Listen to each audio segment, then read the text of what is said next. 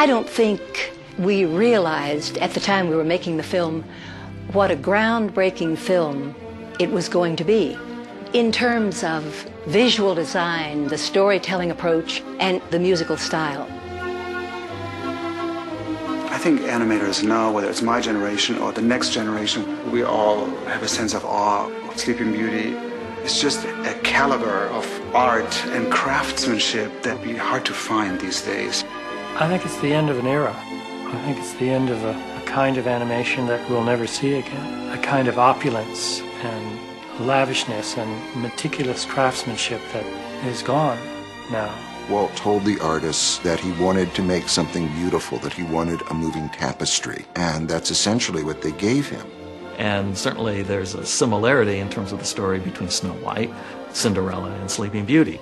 So that was probably Walt's way of saying, maybe story-wise we have to cover some of the same territory, but at least visually we can really bring something unique to the screen. So interestingly enough, Sleeping Beauty was a big gamble, much like Fantasia, which was also very sophisticated and classical and arty.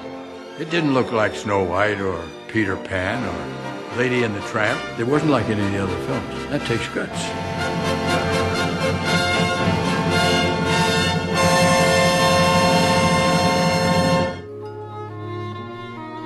When Sleeping Beauty came out, it was advertised as 6 years in the making, which was not true, because story development goes back as far as 1951, very early in 1951. Sleeping Beauty basically started from the early 50s to the late 50s. The whole production, from pre-production on, encompasses that entire decade. The 50s were very rewarding years for the Walt Disney Studio. They started with a bang with Cinderella, which was very profitable and successful.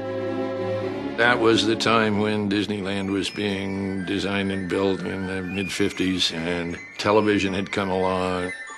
And so the studio started diversifying. And through the course of that, they also launched into their regular production of a whole canon of Disney features to do in animation, which included Alice in Wonderland, Peter Pan, Lady and the Tramp, and these films were critically well received. They were okay with audiences. They were kind of hit and miss. So Walt was really casting around for, we got to go back to our roots. I think you only have to look back across his career, look at the legacy that he had already achieved with the studio, because you see there in Snow White and the Seven Dwarfs, the film that propelled him from a man who produced animated antics of a mouse and a duck into someone who could produce a film which combined animation with drama and music and emotion in a way that nobody had thought possible. And then after years of considerable difficulty in the studio, it was Cinderella in 1950 that offered a new chance for Disney, a renaissance, a rebirth of the Disney animation. So I think it's not surprising that he should have turned to, once again, a fairy story with a central heroine, a heroine who we care about, who we're emotionally involved with. And what better fairy story than Sleeping Beauty?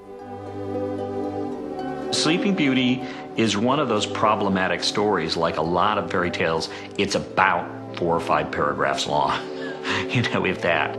So there's not a lot of action, and they had to go back and put some conflict and some tension into this, and so they changed the story. There's not 100 years between when Aurora goes to sleep and Prince Philip comes to find her, and he does have conflict. He has to battle Maleficent as the dragon. A spectacular scene. Snow White makes a lot more aggressive attempts to flesh out the story with business and gag sequences, which Sleeping Beauty just doesn't do.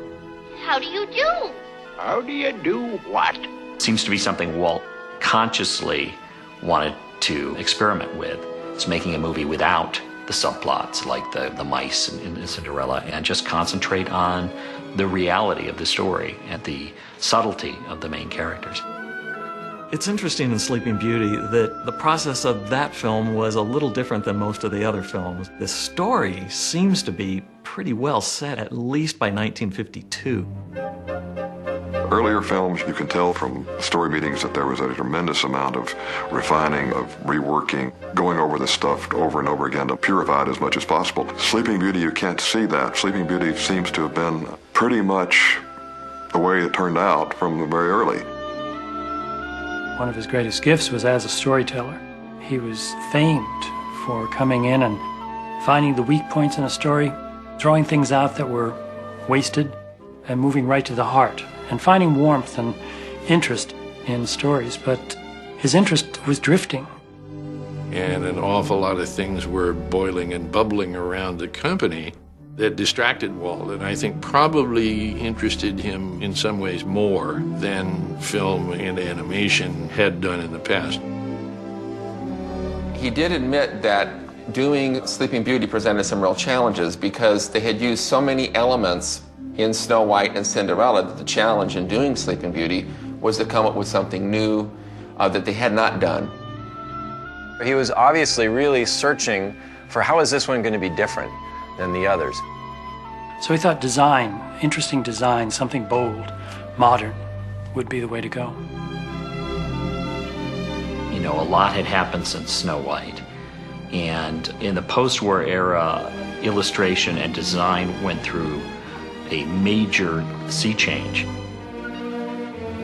And Sleeping Beauty seems to have been an attempt to answer that in a feature film with something that was more designy, more sophisticated, more decorative than any other Disney movie it had ever been before.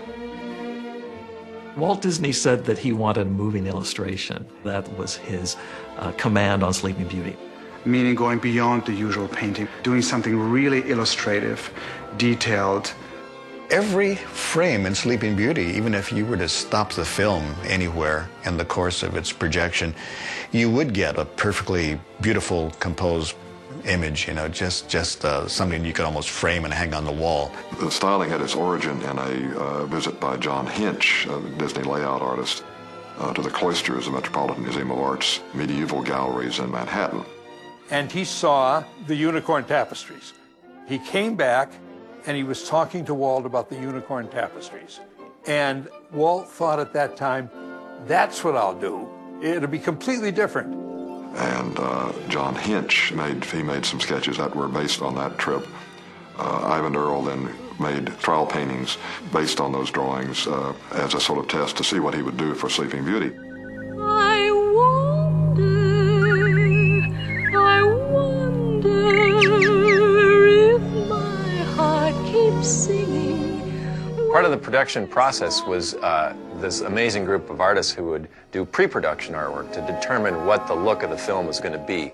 One of those artists, well, one of my favorites is Mary Blair, and she would do these beautiful paintings that are just exquisite, very simple and yet bold and electric in terms of the emotion.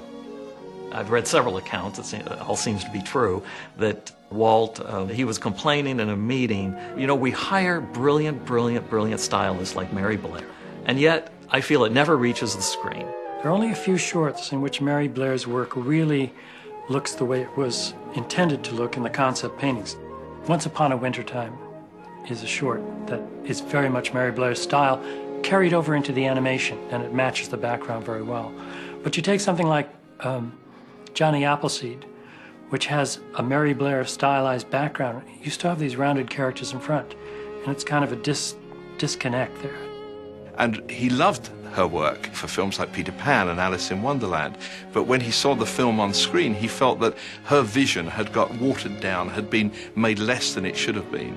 This was not going to happen on Sleeping Beauty. And to ensure that, Disney handed over the baton for the artistic look of Sleeping Beauty to Eyvind Earle, a man of very, very unique vision. Disney wanted to see that captured on screen.